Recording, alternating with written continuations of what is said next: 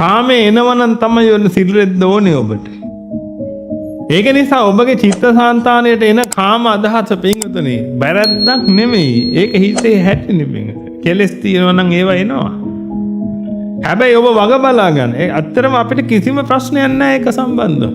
ස්වාමීන් වහන්සේ නමකට කාමයේ ආවත්, අනගාരികා පිරිසට කාමයේ ආවත්, ඔය කාට කාමයේ ආවත් අපිට කිසි ප්‍රශ්නයක් නැහැ. අපි කියලා තියෙන්නේ කාමයේ ආවට කමන්නේ නැහැ, ද්වේෂය ආවට කමන්නේ නැහැ, මෝහය ආවට කමන්නේ නැහැ.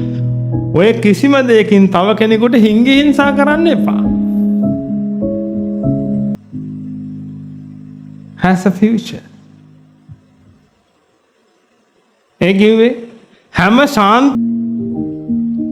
සරාගික හිතක් ඇති වූ කල්හි මේ සරාගික හිත හැදුනේ කොහොමද කියලා මනසිකාර කරලා බලන්න. ඒ කියන්නේ පින්වතුනි ප්‍රභවයෙන් ජනිත වෙච්ච හැටි, ප්‍රත්‍යයෙන් ජනිත වෙවි එන හැටි අධ්‍යයනය කරන්න කියලා.